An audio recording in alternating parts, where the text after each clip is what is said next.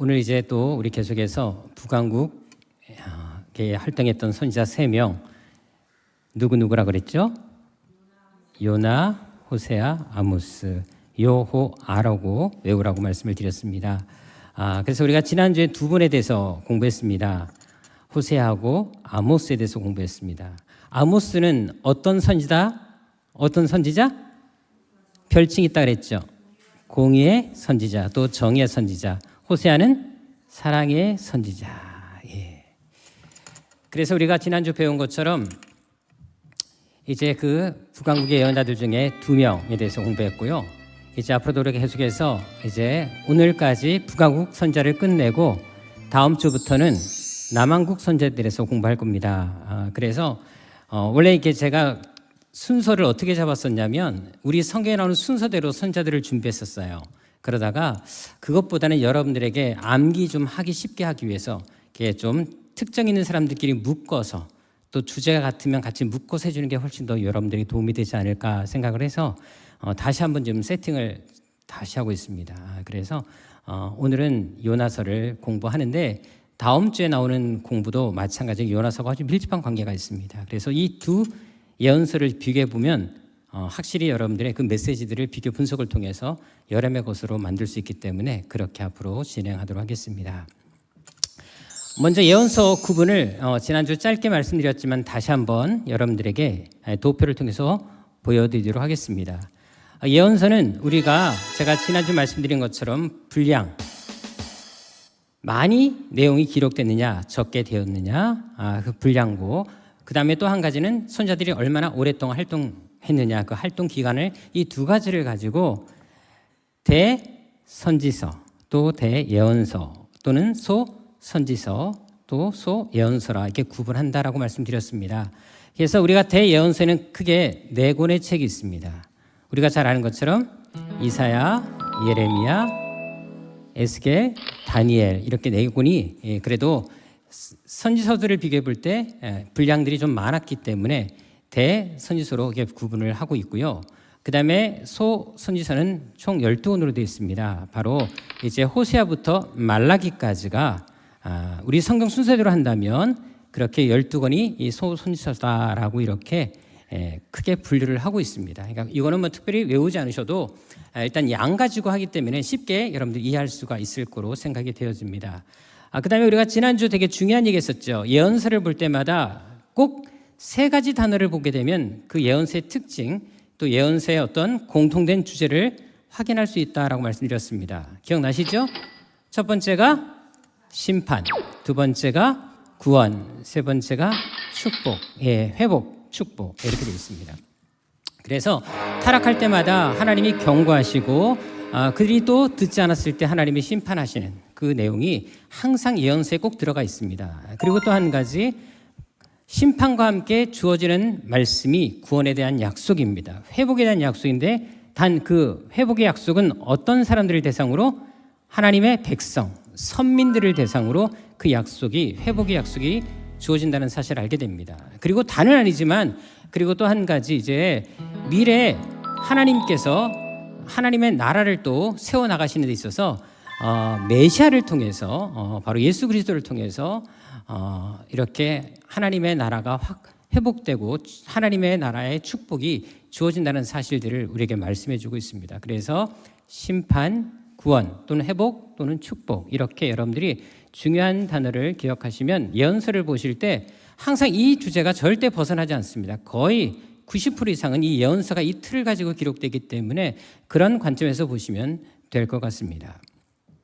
자, 그런데 우리가 선지서, 예언서를 보다 보면 분명히 주 대상은 누구겠습니까? 왕국시대에 쓰였으니까 북왕국이나 남왕국 대상으로, 그 왕들을 대상으로, 그 시대의 백성들을 대상으로 하나님 말씀이 선포되어졌거든요. 근데 신기하게도 이방인들을 대상으로 예언을 선포한 선지서들이 있습니다. 예언서들이 있다는 것입니다.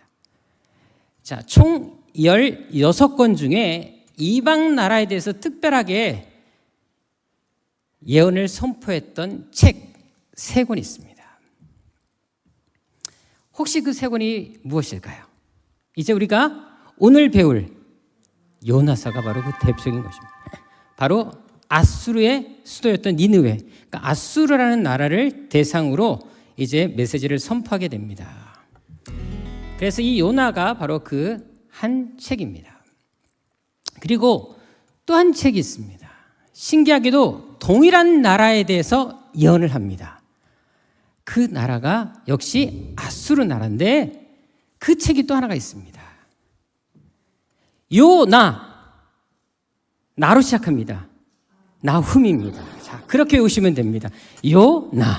나훔. 그러니까 이 요나 자체도 아수르에 대해서 하나님의 말씀을 선포했는데 나훔도 그렇습니다. 자, 그런데 요나와 나훔의 차이가 있어요. 확실한 차이가 있습니다.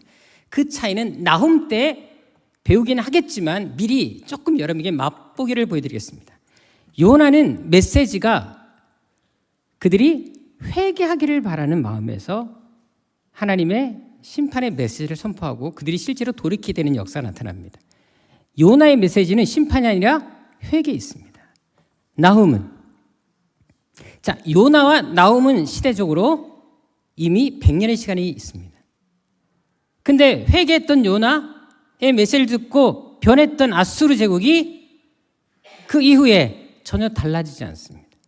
그래서 멸망을 선포한 것이 나훔입니다. 그렇게 딱 구분이 된다는 사실을 기억하시면 되겠습니다. 그리고 또 한 권이 있습니다. 자, 누구일까요? 생긴 거 보면 털 많고, 근데 옆에 보면 음식이 있어요. 저 음식이 뭘까요? 팥죽. 누굴까요? 팥죽 한 그릇에 인생을 팔아먹은 인간 에서입니다. 에서. 자, 에서를 생각하면 에서의 후손들이 세운 나라가 있습니다. 에돔입니다. 에돔에 대해서 선포한 메시지가 있는 예언서가 있습니다. 자, 에서와 에돔의 이 관계를 성경은 확실하게 이렇게 얘기합니다. 이제 그 에서의 별명이 뭐라고요? 에돔이다라고 얘기를 합니다. 또 이제 에서가 그 붉은 팥죽 그걸 먹고 나서 이제 그거에 때문에 장자의 명분을 팔잖아요. 그래서 또 이렇게 에돔이라는 별명이 붙게 되는데 이 붉은이라는 단어가 여기 보게 되면 아돔이라는 말인데 붉은이라는 뜻을 가지고 있습니다. 근데 에돔도 역시 보시면 에돔 같은 단어에서 왔어요. 어원에서 왔어요. 그래서 붉다라는 의미를 가지고 있습니다. 붉음을 가지고 있습니다. 그래서 에서 에돔 다 같은 의미로 쓰여지고 있습니다. 그래서 창세기 36장 1절 9절에 보게 되면 에서 곧 에돔의 족보는 이러하다라고 합니다. 그러니까 에돔 족속은 누구의 후손들이다? 에서의 후손들입니다. 이거 꼭 기억하셔야 돼요. 그러면 에서와 이스라엘은 서로 무슨 관계가 같아요? 자, 이스라엘은 누구의 후손들? 야곱의 후손들. 에돔은 에서의 후손들이니까 둘이 어떤 관계? 형제 관계입니다. 아니, 에서와 야곱이 서로 쌍둥이 형제잖아요. 예, 그러니까 야곱의 후손과 에서의 후손은 당연히 형제 관계일 수밖에 없죠. 예, 이 족보가 어려운가요? 예, 좀 쉽게 생각하시면 좋을 것 같아요. 예, 이렇게 형제 관계인데 나중에 이 나홈의 메시지를 보게 되면 아주 엄청나게 질책을 합니다. 그러니까 이 상황을 아셔야지만 나홈의 메시지를 이해할 수가 있어요.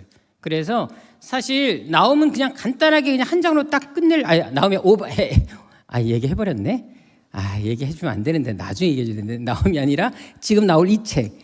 이 책도 우리가 에돔, 이 에서의 관계하고 야곱의 관계를 잘 알아야지 여러분들이 그 내용을 이해할 수가 있습니다. 자, 그렇다면 어떤 책일까? 이미 잠깐 얘기했긴 했는데, 자, 에서는 되게 남성다웠어요.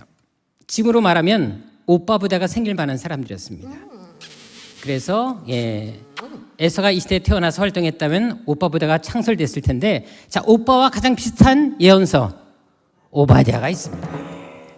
그렇게 해서 여러분들 오바댜, 오빠 생각하면 돼요. 그래서 이걸 어떻게 외우냐면 오 요나 외우시면 돼요. 오 요나.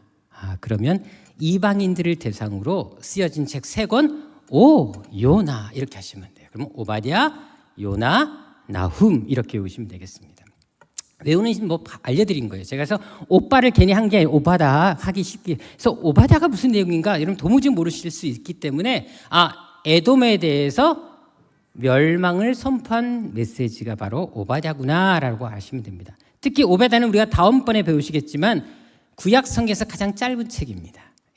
그래서 그런 것들도 이제 자세하게 다음번에 배우도록 할 거고, 제가 그때 오바댜를 할 때는 이스라엘과 이 관계, 역사적으로 어떤 갈등이 있었고 왜 그렇게 오바댜 선지자가 이 에돔에 대해서 멸망을 선포할 수밖에 없었는지 그 모든 배경과 역사적인 사항들에 대해서 좀 여러분들이 알려드리겠습니다. 그런 사항들을 좀 알아야지 그 내용을 전체 여러분들의 것으로 만들 수 있기 때문에 사실 저도 오늘 하루 종일 오바댜만 연구하고 왔어요. 그래서 계속해서 또 다시 공부하고 혹시 여러분들 좀 더 쉽게 설명해 주기 위해서 어려운 예언서이기 때문에 최대한 여러분들에게 좀 더 이해하기 쉽게 하기 위해서 저 나름대로 연구를 하고 또 다시 준비하고 있습니다. 그럼 그때 가서 배우도록 하겠고요. 이제 요나서 들어가도록 하겠습니다. 자, 이미 요나서는 우리가 너무나 많이 알고 있고 익히 들어왔던 내용이 있습니다. 자, 그런데 이 요나서는 다른 예언서와 비교해 보게 되면 독특하고 다른 특징들이 상당히 많이 나옵니다. 요나서만 가지고 있는 특징들이 있어요. 뭐 나훔이라든지 오바댜도 당연히 이방인을 향해서 메시지를 선포했음에도 불구하고 요나만 가지고 있는 독특한 특징들이 여러 가지가 나타납니다. 자, 그것이 무엇일까요? 다른 예언서와 구별되는 특징. 첫 번째, 인칭의 차이가 있습니다. 자, 인칭의 차이가 뭐를 얘기할까요? 보통 우리가 1인칭, 2인칭, 3인칭을 얘기합니다. 나는 1인칭, 너는 2인칭, 그는 3인칭 이렇게 우리가 얘기를 하고 있지 않습니까? 자, 그런데 모든 예언서를 찾아보시면 다 인칭이 1인칭으로 나옵니다. 왜? 나 여호와가 말하노라. 내가 이렇게 말했으니 이루리라. 이렇게 해서 모든 예언서는 1인칭으로 되어 있습니다. 왜? 하나님의 말씀을 그대로 대어냈기 때문에, 그냥 받아서 전달했기 때문에 하나님이 말씀하셨다는 거예요. 나 여호와가 말했다. 내가 이렇게 선포했다라고 말씀하고 있습니다. 그러니까 1인칭으로 되어 있어요. 그리고 항상 예언서 내용을 보게 되면 그 예언하는 그 내용 자체가 되게 중요시 되어져 있습니다. 자, 그런데 요나서는요 1인칭이 안 나옵니다. 3인칭이 그가, 요나가 이렇게 나타납니다. 그래서 다른 예언서와 확실히 구별된다는 걸 느끼게 될 거예요. 그리고 또 한 가지, 보통 예언을 선포하게 되면 그 선포 자체의 의미를 두는데 요나서는 선포한 다음에 어떻게 되나 이런 내용들이 나오고 있습니다. 그러니까 전후 과정, 이런 배경과 그 이후의 상황들에 대해서 설명해 주고 있는 것이 요나서의 특징입니다. 다른 것과는 다른 예언서라는 사실을 알게 됩니다. 그리고 또 한 가지 정말 특이한 것은 뭐냐면 이 대상의 차이가 있습니다. 자, 우리가 오바댜도 그렇고 나훔도 그렇고 보시면 아시겠지만 그래도 보통은 예언서는 이스라엘 사람들, 북왕국이나 남왕국을 대상으로만 얘기를 주로 하고, 그리고 나훔도 오베다도 이방인에 대해 선포하긴 하더라도 이스라엘에 대한 얘기를 꼭 합니다. 그러니까 주가 이방인이라는 거지, 나훔도 오베다도 주가 이방인이라는 것이 이스라엘 사람들에 대한 이야기를 빼놓진 않아요. 근데 신기하게도 요나서는 아예 나오지가 않습니다. 오직 이방인만 다루고 있습니다. 그래서 다른 예언서는 반드시 선민 유대인에 대해서 주 대상으로 삼고 있고 이방인은 부분적으로 나타납니다. 물론 나훔과 오베다는 중심이 좀 이방인에 대해긴 하지만 그래도 조금이라도 선민 유대인에 대해서 메시지가 나오거든요. 근데 요나만큼은 전무합니다. 유대인 이야기가 나오질 않아요. 그리고 알다시피 예언서는 직접 그 나라에 가지 않지만 예언자들이 하나님으로부터 그 메시지를 받아서 적습니다. 그리고 그냥 선포한 내용이에요. 그 나라 가지 않았어요. 근데 요나서만 그 나라에 갑니다. 직접 갑니다. 이게 달라요. 그러니까 여러분들이 예언서를 보실 때 이런 차이점을 알고 보시는 것이 요나가 얼마나 독특한 선지자였고 독특한 예언 선지에 대해서 알 수가 있습니다. 그리고 또 한 가지, 요나서만 가지고 있는 독특한 특징이 있습니다. 끝맺음이 다릅니다. 자, 보통은 예언서들은 알다시피 끝이 있어요. 그래서 마침표로 끝난단 말이에요. 그래서 끝났다는 느낌이 딱 들어요. 그런데 결론도 있어요. 요나서는 물음표로 끝납니다. 질문으로 끝나요. 그리고 중간에 느낌이 멈춘 느낌, 꼭 화장실 갔다가 뒤처리 안 하고 나온 느낌, 그런 느낌이 있어요. 그리고 결론이 없습니다. 아니, 왜 이렇게 끝나지? 너무 허무해요.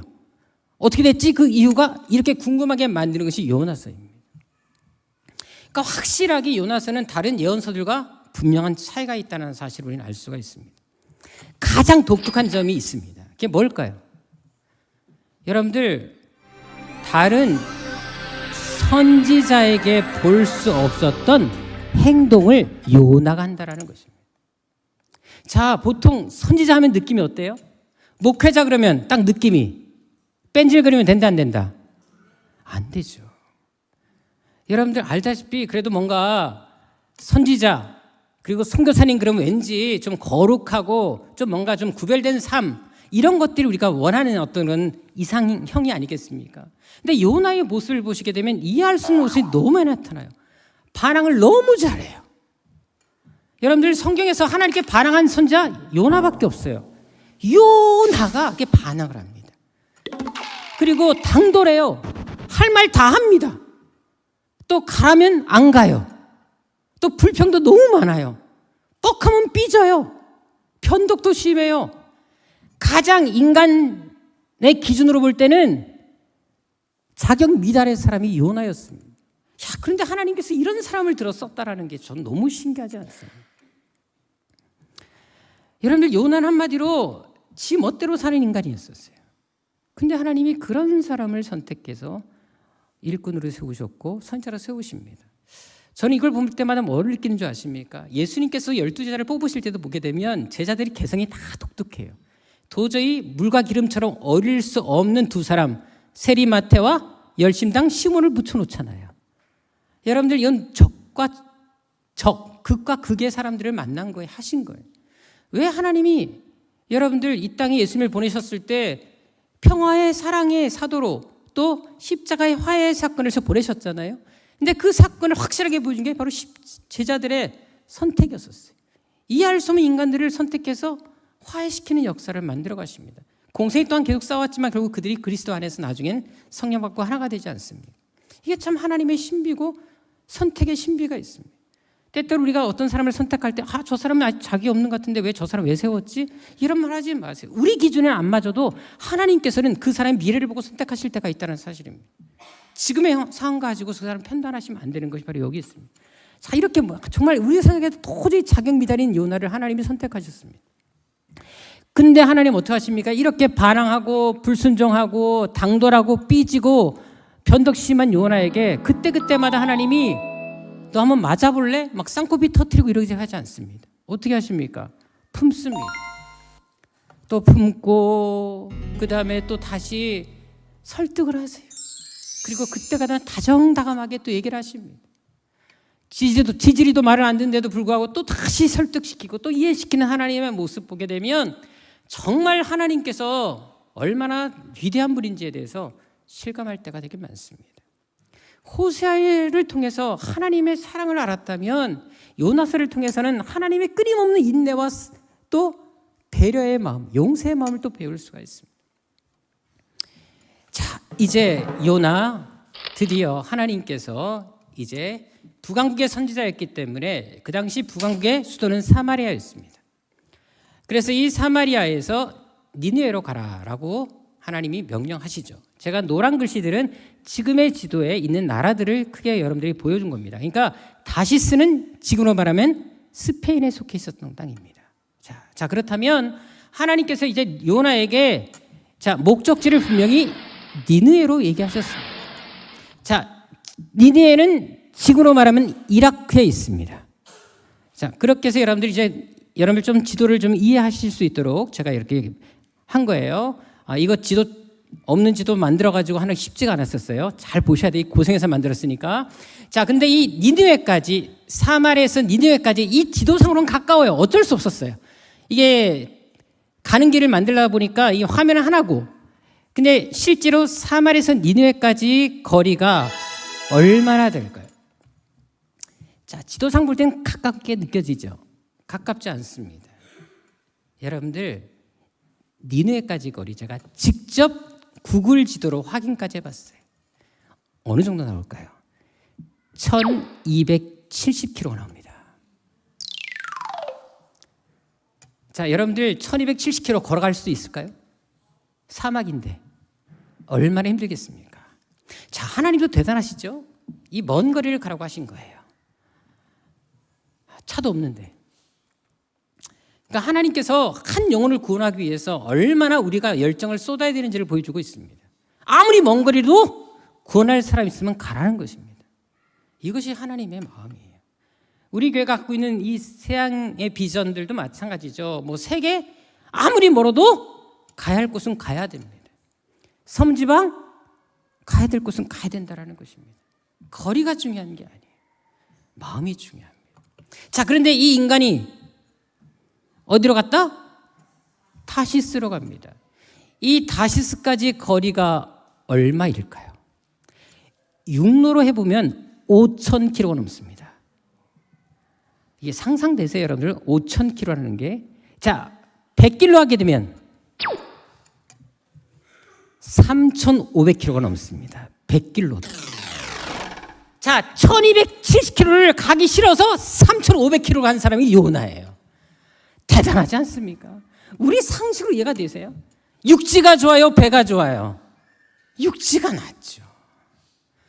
아, 전 요나가 정말 보통 내기가 아닙니다.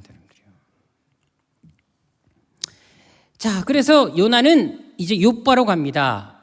지도상으로 밑에 했지만 욥바는 위에 있어요. 사마리아 쪽 위쪽에 욥바가 있거든요. 그 욥바에서 그 약간 이쪽에 여기 보시면 빨간 거 보이시죠? 니느웨 글씨는 저 위에 거 빨간 점이고 사마리아는 바로 위에 점이고 옆에 바다 쪽에 붙어있는 점이 욥바입니다. 지금으로 말하면 이스라엘의 텔 아비브가 바로 욥바라고 보시면 돼요. 여기에서 이제 배를 탑니다. 그리고는 요나는 휘바람을 불면서 루루라라 자 떠나자. 동해 바다로가 아니라 다시스로 떠나게 됩니다. 근데 가다가 어떤 일을 당하죠? 갑자기 태풍이 불어옵니다. 그래서 이 태풍에 의해서 배가 자철 위기에 처하게 됩니다. 자, 그래서 결국 선원들이 어떻게 하죠? 요나가 화근인 줄 알고 바다로 던져버립니다. 쉽지 않았습니다. 이렇게 던졌죠. 자, 그러고 나니까 폭풍이 잔잔해서 배는 다시스까지 무사히 갈 수가 있었습니다. 자, 이렇게 끝나면 모든 것이 그냥 끝? 그리고 하나님이 새로 새 사람을 보내면 되잖아요. 근데 하나님이 또 이 인간을 어떻게 하십니까? 우리가 잘 아는 것처럼 큰 물고기를 준비해서 삼키게 하신 다음에 다시 왔던 길을 돌아가게 하십니다. 그리고는 배 타버렸어요. 그래서 요나는 할 수 없이 이제 다시 일어나서 니느웨로 갈 수밖에 없었습니다. 자, 이렇게 해서 한 편의 상을 딱 만들어 드렸어요. 이렇게 하니까 확실히 여러분을 이해하기 쉽고 공부하기가 쉬울 것 같아서 하루 종일 만들었습니다. 자, 요나서의 내용을 딱 요약한다면 이 그림으로 됩니다. 이 그림 갖고 딱 4장의 그림이 간단하게 나오거든요. 이 그림으로 요나서가 다 끝납니다. 정의가 할 수 있어요. 딱 내용이 이렇다 말할 수 있어요. 자, 뺀질거리는 요나, 하나님이 가라는데 반대로 도망갔지만 결국 그러다가 바다에 빠지고 쌍코피가 터지는 그런 어려움을 경하게 됐죠. 그래서 거기서 하나님께서 다시 요나를 건져서 회개하니까 다시 이제 니느웨 땅으로 보냈죠. 근데 니느웨 가서도 감성으로 사역한다는 게 아니라 불평불만을 토로하는 요나의 모습. 딱 이 4개의 그림이 요나 전체의 내용을 보여주고 있습니다. 자, 그래서 요나서의 내용을 보시게 되면 이제 요나의 소명과 불순종이 나타나고요. 그래서 요나가 결국은 이제 폭풍을 만나서 바다에 빠뜨려지는 그런 일을 겪게 됩니다. 그리고 2장 가면 이제 요나가 회개 기도를 하죠. 자, 여기서 질문 하나 드릴게요.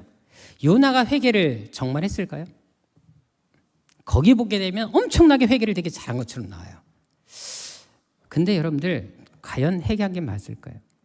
그걸 이따가 설명하겠습니다. 자, 그리고 나서 이제 3장에 가게 되면 요나가 니느웨에 가서 하나님의 이제 심판을 선언하게 됩니다. 근데 니느웨 성 사람들이 회개하죠. 그래서 하나님께서 심판을 처리하십니다. 그것을 보고 요나가 하나님께 항변을 하죠. 거기에 대해서 하나님이 설명하시는 내용으로 끝나는 것이 요나서 전체 내용입니다. 자, 그래서 요나서의 중요한 키워드가 있습니다. 자, 이것이 무엇일까요? 자, 여러분들 보세요. 그 먼 거리까지 당신의 종을 보내신 이유가 뭐겠습니까? 이방인인데도 불구하고 이방인을 향한, 특별히 죄인을 향한 구원의 열심, 열망을 보여주는 것이 바로 요나서의 키워드입니다. 하나님은 당신의 백성뿐만 아니라 전 세계 모든 영혼들이 당신의 백성 되기를 원하시는 그 마음을 가지고 있다는 것입니다. 그래서 예수님께서도 떠나시기 전에 계속 제자들에게 강조했던 게 뭡니까? 모든 족속으로 제자를 삼아라. 내 증인이 되라 라고 말씀하지 않습니다. 자, 그런데 중요한 것은 이 아수르라는 나라입니다. 이 아수르의 수도가 니느웨였는데 이 아수르라는 나라가 어떤 나라였을까요? 전에 제가 잠깐 이 나라에 대해서 언급한 적이 있었습니다. 이 요나서를 얘기할 때 한번 제가 설교한 적이 있었는데 그때도 설명을 해드렸습니다만 다시 한번 정리를 해드리겠습니다. 자, 일단 이 아수르는 정말 조폭 같은 나라였습니다.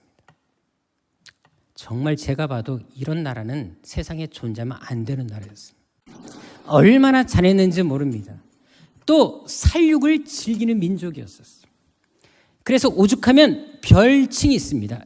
이 아수르에 대해서 바로 피의 성이다라는 별칭입니다. 그래서 나훔서 3장 1절에 보게 되면 화 있을진저 피의 성이요 이 성 안에는 거짓과 포악과 탈취가 떠나지 않는다. 이 말씀을 하실 정도로 피를 흘리는 걸 너무 좋아했던 민족이었습니다.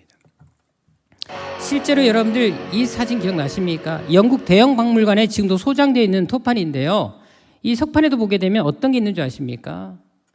알다시피 이 아수르 이 민족은 어떤 나라를 정복하게 되잖아요. 그 포로들을 너무 잔인하게 다뤘습니다.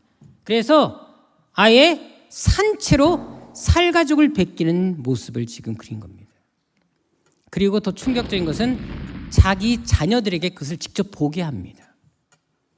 그 정도로 잔인한 그리고 잔인하게 자식을 키웠던 민족이 아수르였습니다. 그뿐만이 아니라 여러분들 사람을 죽이는 방법도 되게 다양했습니다. 이렇게 사람을 꼬챙이에 꽂아갖고 위에다가 매달아 놓기도 했었습니다. 이것이 아수르 민족이었었어요. 그래서 아수르가 지나가면 그 나라는 초토가 됐습니다. 그리고 살려두지 않고 남겨두지 않았어요. 그리고 살려두더라도 이 사람들을 다 그 나라에 살게 안 합니다. 다 끌고 가고 전 세계로 흩어버립니다. 다 노예로 팔아버립니다. 그렇게 해서 완전히 민족을 말살시키는 아주 잔인한 민족이 아수르였어요. 자, 여러분들 그러니까 이 아수르가 지나가면 거기는 초토가 돼버렸습니다. 문명이 남아나질 않았었어요. 바로 이 아수르가 북왕국 이스라엘을 멸망시켰던 나라입니다. 주전 722 또는 721년에 사르곤 2세가 북왕국을 무너뜨립니다.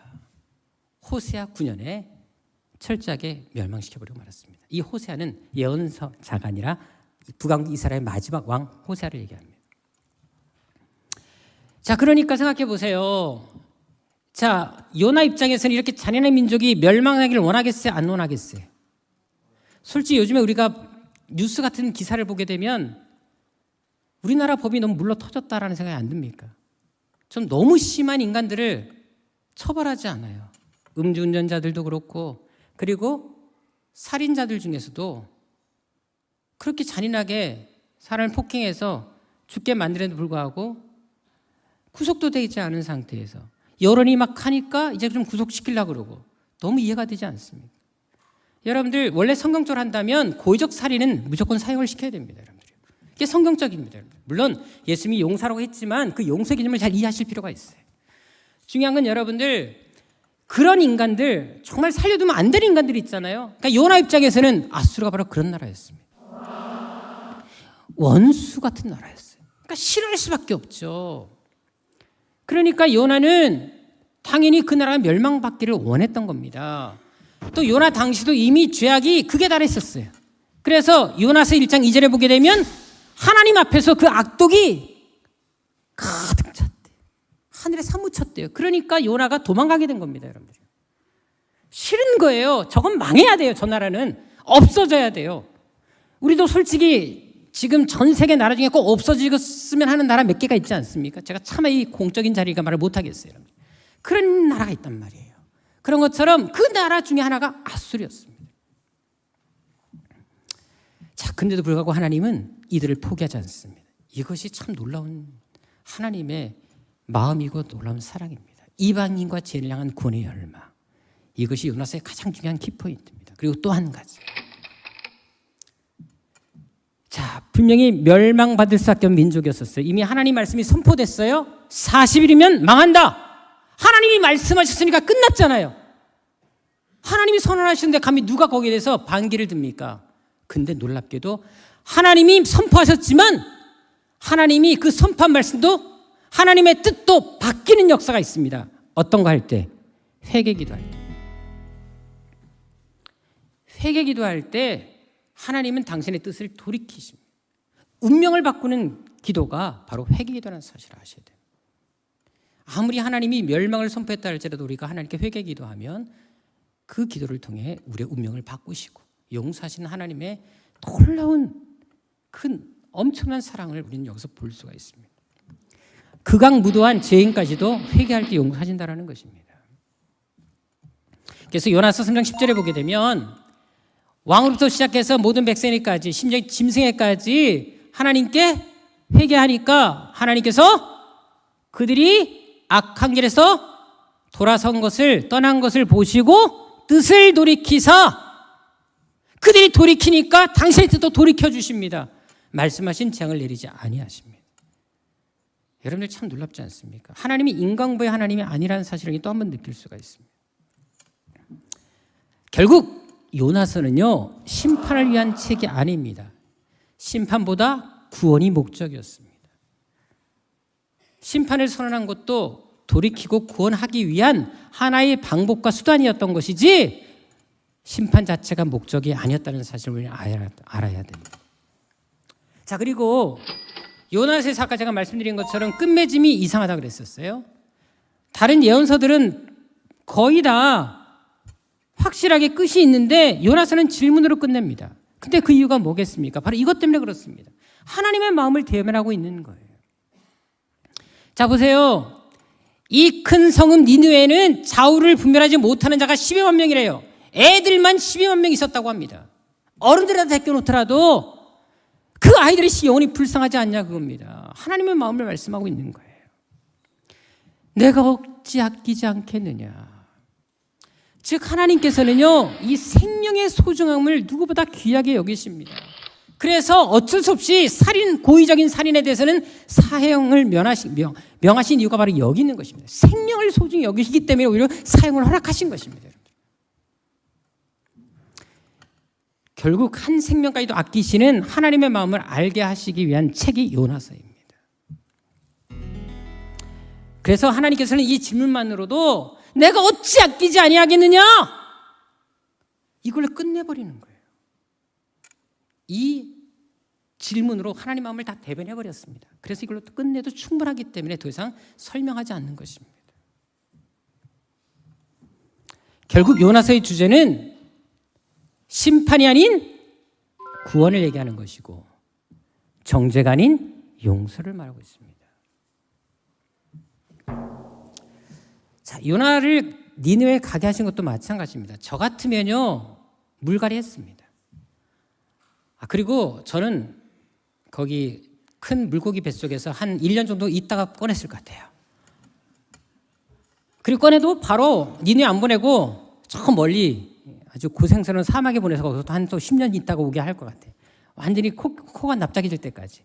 근데 하나님은 또 다시 요나를 보내십니다. 말 안 듣는 요나, 뺀질거리는 요나를 또 보내십니다. 왜 그렇게 하셨을까요? 이것이 참 하나님의 위대함입니다. 바로 다른 사람을 대신 보내지 않고 계속 요나를 보내신 것은 그 요나 한 사람이 끝까지 사명을 수행하시게 목적도 있지만 또 한 가지, 하나님이 내가 한 영혼을 얼마나 아끼는지 너도 반드시 알아야 된다. 네가 선지자라면 반드시 내 마음을 알고 그 마음을 너도 사람들에게 알 의무가 있다. 요나를 교육하기 위해서, 요나 한 사람을 하나님의 그 마음을 알게 하시기 위해서 일부러 또 보내시는 것입니다. 마음에 안 드는 인간이지만, 뺀질거리는 요나지만, 그래도 하나님의 마음을 너는 알아야 되지 않니? 네가 사역자 아니니? 이것을 깨닫게 하시기 위해서 계속 보내시고 또 보내시는 것입니다. 그러니까 하나님이 한 영혼에 대한 마음이 얼마나 큰지를 우리는 알 필요가 있습니다. 실제로 예수님께서도 어떤 말씀하십니까? 마태복음 16장 26절에 어떤 말씀하시죠? 우리가 이 생명 가지고 있지만 온 천하를 얻으면 뭐하냐? 생명 이름은 끝나지 않냐? 이게 무슨 말씀이겠습니까? 우리의 생명이 뭐보다 중요하다? 온 천하보다 중요하다는 것입니다. 우리의 목숨이 하나님께서 보실 때는 우리 한 사람의 생명이 이 지구 전체보다도 중요하다는 것입니다. 이 지구는 포기해도 여러분 한 영혼은 포기하지 못한다. 이게 하나님의 마음이라는 것입니다. 예수께서 하신 말씀이 바로 이런 의미입니다. 그래서 우리가 잘 아는 것처럼 거라사 지방에 귀신 들린 사람 고치러 가셨을 때도 일부러 그 한 사람 고치기 위해서, 물론 마태복음에는 2명으로 나옵니다만 그 2명을 고치기 위해서 일부러 배 타고 건너가시잖아요. 태풍을 뚫고 들어가시잖아요. 근데 가서도 어떻게 합니까? 그 영혼 구하기 위해서 무엇을 희생시키십니까? 돼지떼를 희생시킵니다. 돼지가 몇 마리였어요? 몇 마리? 2,000마리. 다음에 시험 문제 낼까 보다. 그렇죠? 예. 성키지대 때 이거 내야 되겠네. 2,000마리. 예. 자, 알다시피 2,000마리를 희생하면서까지 이 한 영혼, 그 2명의 그 영혼을 구원해내십니다. 그래서 돼지떼들이 몰살하지 않습니다. 갈릴리 그 호수에 다 들어가서 다 몰살하지 않습니다. 예, 다 몰살합니다. 이제 보세요. 예. 결국은 여러분들, 하나님 앞에서는 영혼 구원이 그 어떤 것보다 가장 가치 있는 일이라는 것입니다. 가끔 그래요. 뭐 특별히 전도잔치 할 때 뭐 상금 걸어놓고, 사실 주한장로회 같은 경우는 총동원 전도하게 되면 여러분들 천문학적인 돈이 들어갑니다. 억 단위가 들어가요. 그래서 어떤 분들은 그래요. 그렇게 투자해놓고도 한 영혼 구원 못하면 억울하지 않습니까? 한 영혼 구원했어요? 그러면 그 한 영혼 때문에 너무 많은 돈을 투자하지 않습니까? 하나님께서는 어떤 것이 소중할까요? 돈이 중요한 게 아닙니다. 한 영혼이 더 중요합니다. 투자해서라도 영혼을 구원할 수 있으면 하나님은 하라는 겁니다. 이것을 지금 보여주고 계십니다. 자, 여기서 짚고 넘어갈 것이 있습니다. 자, 요나서에서, 그리고 전체 요나서에 등장하는 인물들을 다 통해서 진짜 회개할 사람이 누구였을까요? 저는 확실하게 말할 수 있습니다. 요나였습니다. 진짜 회개할 인간은 요나였었어요. 왜? 니느웨 백성들은 말씀을 듣자마자 어떻게 해요? 회개합니다. 바로 회개했어요. 금식하며 용서를 구합니다. 근데 요나는 끝까지 내가 회개할 게 없는 인간입니다. 물고기 뱃속에서는 악취 때문에 회개하죠. 빨리 나가야 되니까. 그래서 이 안에서는 살고 싶으니까 일단 뭐 죽든 살든 뱃속에 있으면 얼마나 오물 냄새가 심했겠어요. 그러니까 살고 싶으니까, 나고 싶으니까 일단 회개하는 척을 했을 것 같아요. 제가 볼 때는. 물론 그때는 회개했을 수도 있습니다. 너무 힘드니까. 근데 이 회개가 지속적이 되지 않습니까? 근데 잘 보세요. 제가 아무리 봐도 회개한 게 아니에요. 왜? 그럼 나왔으면 달라져서 천부의 의지 없어서 하면서 시키는 대로 해야 되잖아요. 근데 이후에 행동을 보시게 되면 회개한 게 아닙니다. 회개는 삶이 달라지는 게 회개잖아요. 전혀 안 달라졌어요. 보세요. 요나서 3장 3절에 보게 되면 이 니느웨 성이 얼마나 컸는지 제가 나움할 때 니느웨 성의 사진을 한번 보여드릴게요. 얼마나 어마어마했는지, 그리고 얼마나 살기가 좋았는지. 자, 그런데 요나서 3장 3절에 보게 되면 이 성이 얼마나 컸는지, 이 니느웨 성만 걸어서 며칠 길이라고요? 3일 길이에요. 그만큼 넓었다라는 것입니다. 자, 그런데 요나는 이 3일 길을 다니면서 다 열심히 전도했을까요? 여러분 4절에 보게 되면 요나는요 하루만 하고 끝냅니다. 아, 하루 했으니까 됐어, 힘들어, 돌아왔어요. 회개한 거 아니에요, 여러분. 지금 여전히 이 니느웨가 멸망받기를 바라고 있는 것입니다. 다시 말해서 여러분들 열심히 사역한 게 아니라 하루만 하고 왜 안 하면 또 괜히 또 한 대 얻어맞을 것 같으니까 하는 척한 겁니다.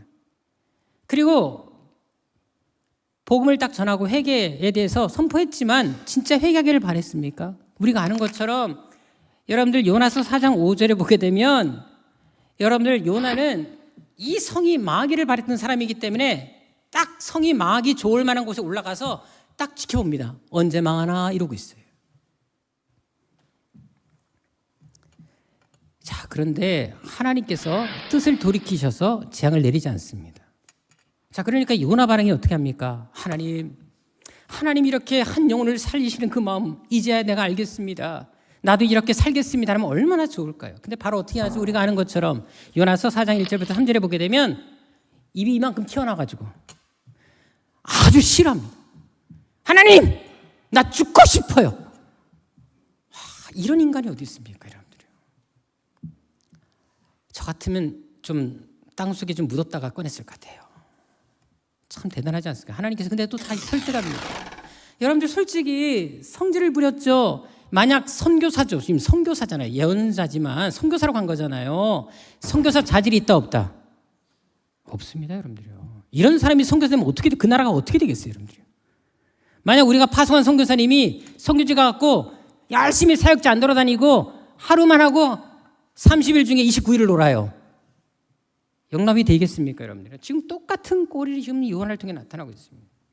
근데도 하나님이 또 어떻게 말씀하십니까? 요나야, 내가 어떻게 이 성을 아끼지 않겠냐? 왜 네가 성내니? 네가 성내는 거 옳지 않아.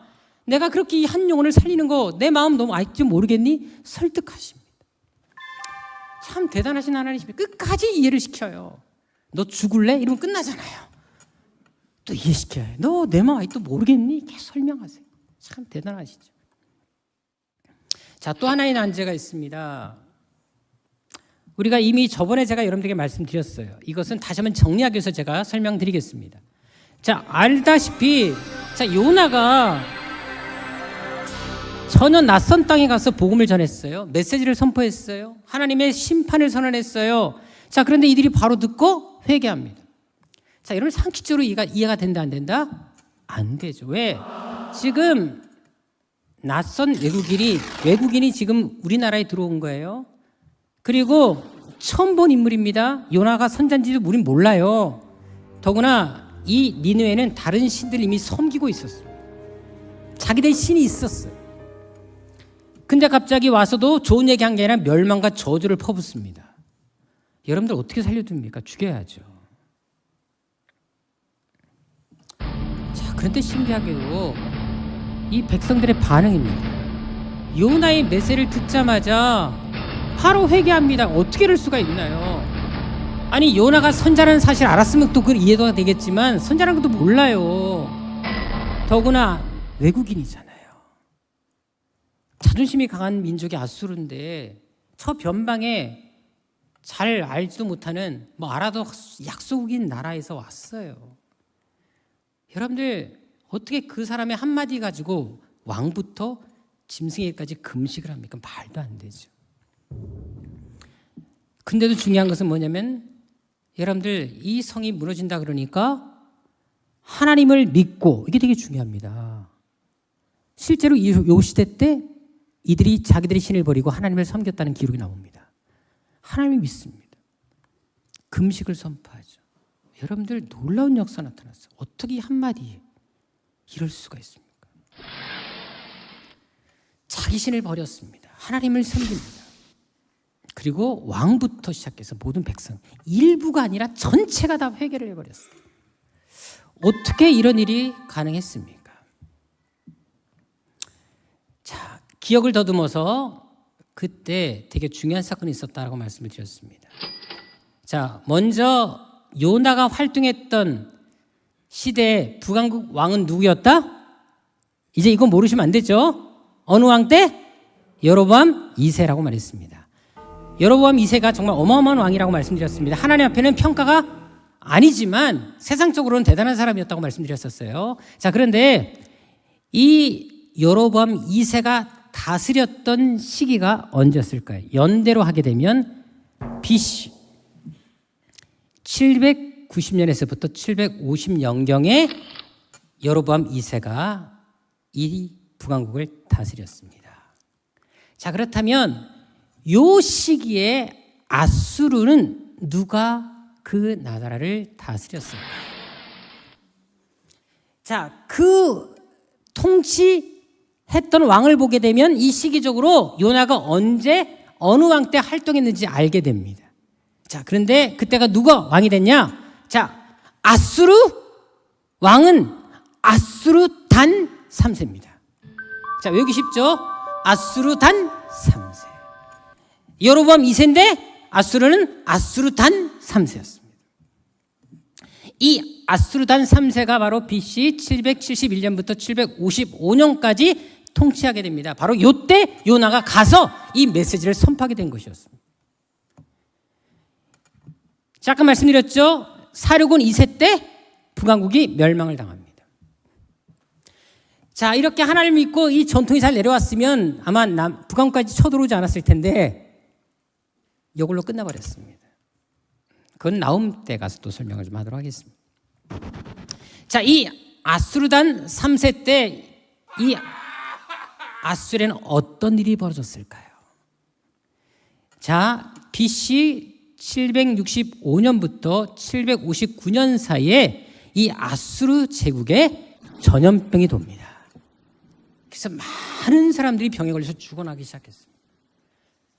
원래 그 당시 전염병은 신의 저주로 인했었어요.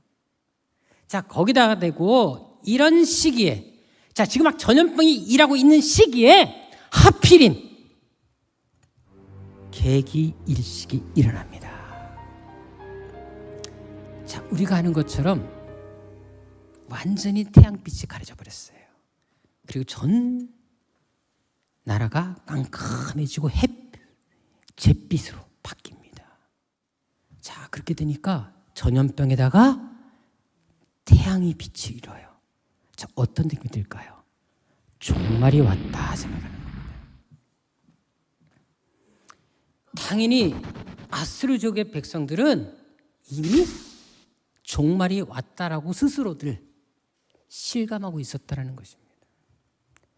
그러니까 이미 이 계기일식과 거기다 대고 이제 백성들까지 전염병으로 죽어나가는 것을 보니까 어때요?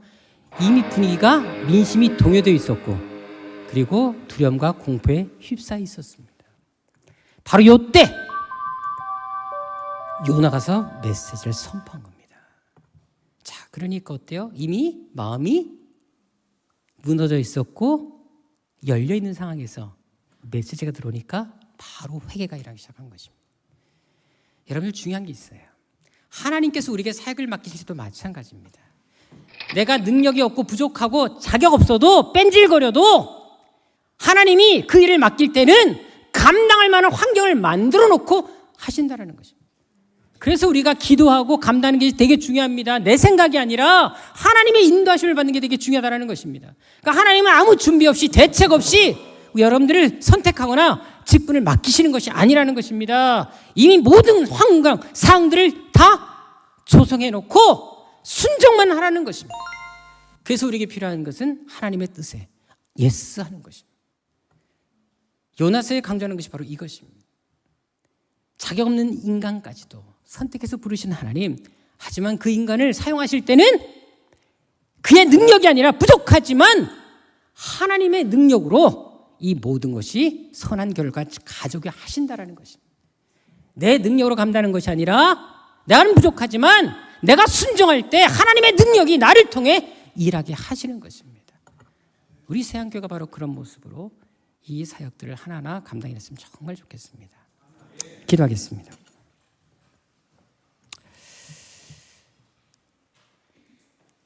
아버지 하나님, 정말 하나님께서 우리를 선택하시고 부르신 이유와 목적이 있음을 믿습니다. 많이 부족하고 자기 없었지만 그래도 하나님께서 우리를 사랑하시기에 또 우리를 통해 위대한 일을 이루시길 위해 부르시고 선택하신 줄 압니다. 아버지 하나님, 부르심에 응답하고 순종하는 저희들의 삶이 되게 하여 주옵소서. 환경적으로 상황적으로 여러 가지 아버지 하나님 순종하기 어려운 그런 부분도 있겠지만 그럼에도 불구하고 내 생각, 내 경험, 내 지식 다 내려놓고 특별히 내 자존심 내려놓고 하나님이 부르셨다면 언제든지 절대적으로 순종하며 따를 수 있는 그런 결단이 내 삶에 일어나게 도와주옵소서. 아버지 하나님, 하나님은 지금도 우리 새한교를 통해서 우리 사랑하는 새한교 성도들을 통해서 위대한 비전을 이루기를 원하십니다. 우리에게 필요한 것은 물질이 아닙니다. 우리에게 필요한 것은 능력이 아닙니다. 우리에게 필요한 것은 순종입니다. 그리고 기도입니다. 그렇게 할 때 하나님은 우리의 기도를 통해 우리의 순종을 통해 물질의 복도 주실 것이며 감당할 능력도 주실 것입니다. 우리가 바로 그 큰 꿈을 가지고 순종함으로 기도함으로 모든 사역 감당하며 우리 인생의 여러 가지 어려움들까지도 역전을 이뤄내는 하나님의 사람들 되게 하여 주옵소서. 존귀하신 예수님의 이름으로 기도드립니다. 아멘.